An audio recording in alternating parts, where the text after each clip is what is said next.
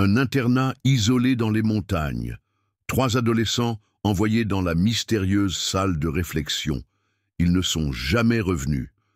La vérité, enterrée pendant 3 décennies, allait finalement émerger des ombres du passé. Une vérité le plus sombre que quiconque aurait pu imaginer. C'était l'automne de 1980. Les feuilles dorées tourbillonnaient autour de l'imposant bâtiment de pierre qui dominait la colline verdoyante. L'internat Colinas Verdes se dressait comme une forteresse isolée, entourée de forêts denses et de prairies ondulantes. Sa réputation était aussi solide que ses murs centenaires. Un établissement d'excellence pour les fils de famille privilégiés, mais aussi un refuge pour les adolescents difficiles que leurs parents fortunés préféraient tenir à distance. Le directeur, M. Fournier, marchait dans les couloirs, austère avec une autorité glaciale. Ses pas résonnaient sur le marbre poli, annonçant sa présence bien avant qu'il n'apparaisse. Les élèves se figeaient à son approche, redressant instinctivement leur posture. Il était connu pour sa discipline implacable et ses méthodes traditionnelles. La rigueur était sa devise, la perfection son exigence. Parmi les 150 pensionnaires, 3 garçons se démarquaient par leur esprit rebelle. Antoine Moreau, fils d'un diplomate brillant mais insoumis. Lucas Benoît, issu d'une famille industrielle, charismatique et provocateur. Et enfin Thomas Dupuis, boursier talentueux mais au tempérament explosif. Ils avaient tous 16 ans et partageaient le même dortoir au 3e étage. Leur amitié s'était forgée dans les marges étroites de liberté que l'institution leur accordait. Le 23 octobre, un mardi ordinaire, les 3 amis furent surpris dans la bibliothèque après le couvre-feu. Ils consultaient des magazines interdits, cachés derrière des ouvrages de philosophie. Une infraction mineure aux yeux du monde extérieur, une grave transgression selon le règlement intérieur de Colinas Verdes. M. Fournier, informé par le surveillant de nuit, convoqua immédiatement les 3 garçons dans son bureau. Les témoins se souviennent avoir vu les adolescents traverser la cour principale sous la pluie fine, escortés par le directeur lui-même. Son visage était fermé, ses lèvres serrées en une ligne mince. Il leur ordonna de se rendre à la salle de réflexion, située dans l'aile est, la plus ancienne du bâtiment. Cette salle était redoutée par tous les élèves. On murmurait que les punitions y étaient particulièrement sévères, bien que personne ne parlait jamais ouvertement de ce qui s'y passait. Le lendemain matin, les lits des 3 garçons étaient vides. Leurs affaires personnelles semblaient intactes, comme si leur absence devait être temporaire. Mais ils ne se présentèrent ni au petit-déjeuner ni au cours. Le directeur Fournier convoqua une assemblée exceptionnelle en fin de journée. Il annonça d'une voix ferme que les 3 élèves s'étaient enfuis pendant la nuit. Une grave infraction qui justifiait leur expulsion immédiate. Une équipe de recherche fut formée pour retrouver les fugitifs. Des employés de l'internat, dirigés par le concierge Manuel Rodriguez, ratissèrent les bois environnants pendant 2 jours. La police locale fut alertée, mais sans grande conviction. Les cas de fugue dans les internats étaient courants. Les parents furent informés par télégramme. Certains élèves affirmèrent avoir entendu le directeur dire au téléphone que les 3 garçons avaient probablement planifié leur escapade depuis longtemps. La disparition des 3 amis devint rapidement une histoire parmi d'autres dans les annales de l'établissement. Une semaine plus tard, leurs effets personnels furent envoyés à leurs familles. Leurs noms effacés des registres. Le quotidien rigide de Colinas Verdes reprit son cours immuable. Mais dans les chuchotements des dortoirs, la question persistait. Comment 3 garçons avaient-ils pu s'échapper d'un bâtiment verrouillé, sous surveillance constante, sans laisser la moindre trace? Les années passèrent, avec la régularité des saisons. Une décennie, puis 2, l'internat Colinas Verdes continuait d'accueillir de nouvelles générations d'élèves. Le directeur Fournier prit sa retraite en 1995. Salué comme un pilier de l'éducation traditionnelle, son successeur modernisa progressivement l'établissement. La redoutable salle de réflexion fut transformée en laboratoire informatique. Les anciennes méthodes disciplinaires furent adoucies, adaptées aux sensibilités contemporaines. Les familles des disparus avaient réagi différemment face à l'inexplicable. Les parents d'Antoine, diplomates souvent absents, acceptèrent la version officielle sans poser trop de questions. Une fugue cadrait avec le comportement rebelle de leur fils. Ils engagèrent discrètement un détective privé pendant quelques mois, sans résultat. La mère de Lucas refusa de croire à l'abandon volontaire. Elle écrivit des centaines de lettres aux autorités, visita des dizaines de commissariats. Son mari finit par la convaincre de consulter un psychiatre. Quant aux parents de Thomas, modestes enseignants, ils vendirent leur maison pour financer des recherches. Ils créèrent une association pour les enfants disparus. Mais après 5 ans de lutte, épuisés financièrement et émotionnellement, ils durent abandonner. La vérité, pendant ce temps, restait ensevelie dans les mémoires de quelques témoins silencieux. Cette nuit-là, dans la salle de réflexion, les événements avaient pris une tournure tragique. Le directeur Fournier, furieux de voir son autorité contestée, avait soumis les 3 adolescents à un interrogatoire brutal. Il voulait savoir qui d'autre était impliqué dans leurs activités nocturnes. Thomas, le plus fragile des 3, fut poussé contre un radiateur en fonte. Sa tête heurta violemment le métal. Il s'effondra, inconscient. Le sang se répandit rapidement sur le plancher de bois ancien. Le directeur comprit immédiatement la gravité de la situation. Une carrière exemplaire, une réputation impeccable, tout risquait de s'effondrer à cause d'un accident. Il fit sortir Antoine et Lucas, les enfermant dans une pièce adjacente. Puis il convoqua Manuel Rodriguez, le concierge, un homme simple, qui travaillait à l'internat depuis 20 ans. Manuel découvrit avec horreur le corps inerte de Thomas et le directeur paniqué. Monsieur Fournier lui expliqua que le garçon avait glissé. Un terrible accident, personne ne croirait à cette version. L'école fermerait, tous perdraient leur emploi. Cette nuit-là, sous une pluie battante, Manuel creusa une tombe dans un coin reculé du domaine, près de l'ancien verger abandonné. Le directeur enveloppa le corps de Thomas dans une couverture de laine. Ils l'enterrèrent en silence, sous un vieux pommier. Le concierge planta ensuite des rosiers sauvages pour dissimuler la terre fraîchement retournée. Une tâche accomplie avec des mains tremblantes et un cœur lourd de remords. Antoine et Lucas, témoins de la mort accidentelle de leur ami, représentaient une menace impossible à ignorer. Le directeur contacta un ancien élève devenu fonctionnaire au ministère de la Justice. Un arrangement fut trouvé. Les 2 adolescents furent transférés dans des centres de correction éloignés sous des identités falsifiées. On leur fit comprendre que toute tentative de révéler la vérité entraînerait des conséquences désastreuses pour eux et leurs familles. Jeunes et terrifiés, ils se soumirent à ce pacte de silence. Manuel continua à travailler à l'internat pendant 15 ans après cette nuit fatidique. Chaque jour, il passait devant le bosquet de rosiers, portant le poids de son secret. Il observait le directeur Fournier poursuivre sa carrière, respecté de tous. Il voyait les parents en deuil venir poser des questions, repartir sans réponse. La culpabilité le rongeait comme un cancer silencieux. Il commença à boire pour trouver le sommeil. Son mariage se délita. Sa santé se détériora, mais il garda le silence, par peur, par honte, par une loyauté mal placée envers l'institution qui lui avait donné un toit et un salaire pendant des décennies. Pendant ce temps, Antoine et Lucas vivaient des existences parallèles, marquées par le traumatisme. Antoine, après sa libération du centre de correction, disparut dans l'anonymat des grandes villes. Lucas, plus résilient, parvint à reconstruire une vie sous sa nouvelle identité.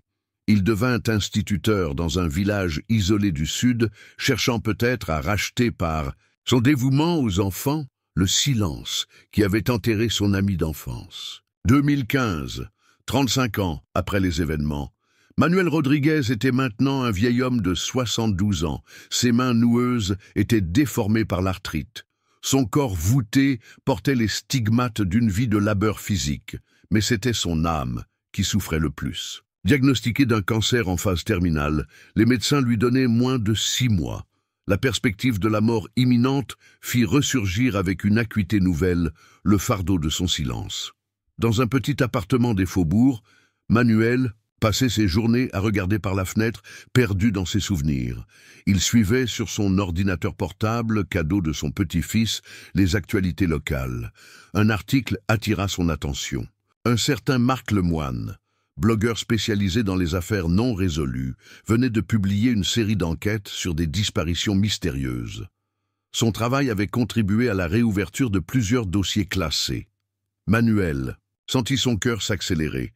Était-ce le signe qu'il attendait? Après plusieurs jours d'hésitation, il contacta le blogueur par email. Un message bref, énigmatique. Il mentionnait simplement l'internat Colinas Verdes et 3 noms. Antoine, Moreau, Lucas Benoît, Thomas Dupuis. Marc Lemoine, intrigué, répondit immédiatement. Il proposa une rencontre. Manuel accepta, fixant le rendez-vous dans un parc public, un terrain neutre, un endroit où les vieux arbres avaient vu passer tant de secrets. Le jour de la rencontre, le ciel était d'un bleu limpide. Manuel arriva en avance, s'installant sur un banc face à un étang où des canards glissaient paisiblement. Il portait son ancien manteau de travail, comme une armure familière pour affronter le passé. Marc Lemoine apparut à l'heure convenue. Un homme dans la quarantaine, aux traits fatigués mais aux yeux vifs. Il reconnut immédiatement le vieil homme. Ils se saluèrent, sobrement. Manuel parla d'abord de sa vie à l'internat. Des années paisibles avant cette nuit d'octobre. Il décrivit le directeur Fournier, son autorité, sa rigidité. Il évoqua les 3 garçons, leur amitié, leur esprit rebelle. Sa voix devint plus hésitante lorsqu'il aborda les événements de la salle. De réflexion, Marc écoutait sans interrompre, enregistrant discrètement la conversation avec l'accord du vieil homme. Il percevait la souffrance authentique qui émanait de chaque mot. Le concierge expliqua sa participation forcée à la dissimulation du corps, la menace de perdre son emploi, son logement de fonction, la peur d'être accusé de complicité. Il décrivit avec précision l'emplacement de la tombe improvisée, près du vieux verger, sous le pommier le plus ancien, entouré de rosiers sauvages. Un lieu qui hantait ses cauchemars depuis 3 décennies. Il avoua également sa connaissance du sort des 2 autres garçons. Des bribes de conversation surprises, des documents aperçus dans le bureau du directeur, des centres de correction éloignés, des identités nouvelles. Marc demanda pourquoi maintenant, pourquoi briser le silence après tant d'années. Manuel évoqua sa maladie, la mort prochaine, la crainte du jugement divin, le besoin de libérer sa conscience avant de partir. Il parla aussi des familles, leur droit de savoir, de faire leur deuil, de retrouver leurs enfants peut-être encore vivants. Des larmes coulaient sur ses joues ridées. Marc lui tendit un mouchoir, un geste simple d'humanité. Avant de se séparer, Manuel remit au blogueur une vieille enveloppe jaunie. Elle contenait des photos de l'internat à l'époque des faits, un plan détaillé du domaine, et plus précieux, encore, un carnet où il avait noté au fil des années tous les détails dont il se souvenait, des preuves fragiles mais essentielles pour corroborer son témoignage. Le vieil homme savait qu'il venait de poser la première pierre d'un édifice de vérité qui allait ébranler de nombreuses vies. Il se sentait à la fois terrifié et soulagé. Marc Lemoine passa les semaines suivantes à vérifier méticuleusement chaque élément du témoignage de Manuel Rodriguez. Il consulta les archives municipales, les registres scolaires, les vieux journaux locaux. Il localisa l'internat, maintenant transformé en centre de conférences haut de gamme. La propriété avait changé de main 3 fois depuis les événements. Le verger mentionné par Manuel existait toujours, mais avait été partiellement réaménagé en jardin d'agrément. Le blogueur contacta discrètement les familles des disparus. La mère d'Antoine était décédée 2 ans plus tôt. Son père, âgé et diminué par un AVC, vivait dans une résidence médicalisée en Suisse. Les parents de Lucas avaient divorcé peu après la disparition de leur fils. Sa mère vivait toujours, retirée dans une petite ville côtière. Quant aux parents de Thomas, ils avaient tous 2 disparu dans un accident de voiture en 1987. Une tragédie supplémentaire dans cette histoire déjà sombre. Après avoir rassemblé suffisamment d'éléments, Marc décida de contacter la police. Il fut reçu par le commandant Bernard, responsable des affaires non résolues. L'officier écouta avec scepticisme au début, puis avec une attention croissante. Le témoignage détaillé de Manuel, les documents d'époque, les incohérences, relevées dans le rapport initial de disparition, tout pointait vers une affaire bien plus grave qu'une simple fugue d'adolescents. Une enquête préliminaire fut ouverte. Une équipe d'experts fut envoyée sur le site de l'ancien internat. Le propriétaire actuel, d'abord réticent, finit par autoriser les recherches après l'intervention d'un juge. Manuel, malgré sa santé fragile, fut amené sur place pour indiquer l'emplacement exact. Ses jambes tremblaient lorsqu'il traversa le parc qu'il avait entretenu pendant tant d'années. Les rosiers sauvages avaient prospéré, formant une masse dense de végétation. Le vieux pommier était toujours là, tordu mais vivace. Les techniciens de la police scientifique commencèrent leurs fouilles, délimitant soigneusement la zone. Le troisième jour, ils firent une découverte macabre. À environ 1 mètre de profondeur, ils mirent au jour des restes humains. Un squelette enveloppé dans les lambeaux d'une couverture en laine. Le médecin légiste confirma qu'il s'agissait d'un adolescent de sexe masculin. Une fracture sur l'os temporal gauche correspondait au récit de l'accident. Des analyses ADN furent immédiatement ordonnées pour confirmer l'identité de Thomas Dupuis. Parallèlement, les recherches s'intensifièrent pour retrouver Antoine Moreau et Lucas Benoît. Les enquêteurs se plongèrent dans les archives des centres de correction juvénile de l'époque. Des milliers de dossiers furent examinés. Des recoupements informatiques effectués. Finalement, 2 pistes émergèrent. Un certain André Martin, admis dans un centre du Nord le 25 octobre 1980, et un Léo Breton, enregistré le même jour dans une institution du Sud. Les dates correspondaient, les descriptions physiques aussi. Le commandant Bernard retrouva la trace d'André Martin, qui n'était autre qu'Antoine Moreau. Il vivait maintenant sous une 3e identité, dans une communauté rurale isolée. Un homme solitaire, sans attache, qui travaillait comme gardien de nuit dans une usine. Il fut approché avec précaution. Sa réaction initiale fut la peur. Une peur viscérale, ancrée dans 3 décennies de silence forcé. Il nia tout d'abord connaître l'internat Colinas Verdes. Mais confronté aux preuves et à l'assurance que M. Fournier était mort depuis 7 ans, il finit par s'effondrer. Antoine confirma le récit de Manuel. La punition dans la salle de réflexion, l'accident mortel, la panique du directeur, puis sa propre odyssée cauchemardesque, le transfert secret, les menaces, la nouvelle identité imposée, les années de surveillance, la peur constante de représailles. Il raconta comment, à sa libération du centre à 18 ans, un homme l'avait contacté, lui rappelant les conséquences d'une éventuelle révélation. Comment il avait appris à vivre dans l'ombre, coupé de sa famille, de son passé, de lui-même. Lucas Benoît fut plus difficile à localiser. Léo Breton avait quitté la région depuis longtemps. Les enquêteurs suivirent sa trace à travers plusieurs départements. Ils découvrirent finalement qu'il était devenu instituteur sous le nom de Louis Blanc, un homme respecté dans sa petite communauté, marié, père de 2 enfants. Il avait reconstruit une vie, pierre par pierre, sur les fondations fragiles d'un mensonge imposé. La confrontation avec Lucas fut déchirante. Il avait tout à perdre. Une famille qui ignorait son passé. Une carrière construite avec passion.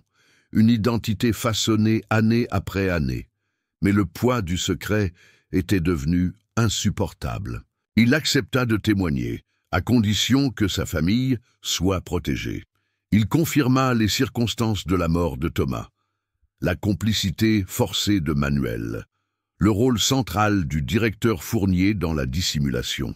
Il révéla également l'existence d'un réseau informel d'anciens élèves influents qui avaient facilité la disparition des 2 survivants et assuré leur silence pendant des années. Marc Lemoine publia son enquête sur son blog, en coordination avec la police. L'article devint viral en quelques heures. Les médias nationaux s'emparèrent de l'affaire. Une histoire qui combinait tous les ingrédients d'un drame captivant.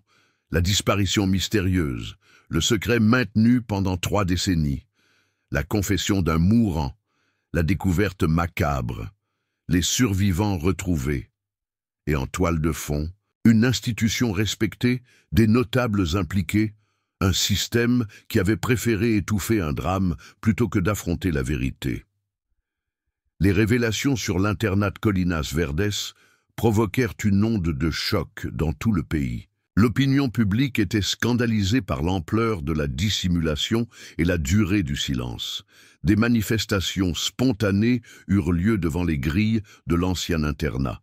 Des fleurs et des messages furent déposés en mémoire de Thomas Dupuis. Les médias sociaux s'enflammèrent, partageant des témoignages d'anciens élèves sur la discipline brutale qui régnait dans l'établissement à cette époque. Les restes de Thomas furent formellement identifiés grâce à une comparaison ADN avec un cousin éloigné. Un service funéraire fut organisé, permettant enfin un adieu digne à l'adolescent.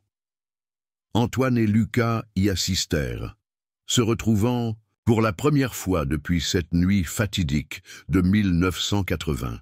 Deux hommes marqués par le même traumatisme, liés par un passé qu'ils avaient tenté d'enfouir. Leur rencontre fut sobre, empreinte d'une émotion contenue. Ils échangèrent peu de mots, mais leurs regards exprimaient une compréhension mutuelle que nul autre ne pouvait partager. Une enquête judiciaire fut ouverte pour déterminer les responsabilités pénales. Bien que le directeur Fournier fût décédé, d'autres personnes impliquées dans la dissimulation étaient toujours en vie.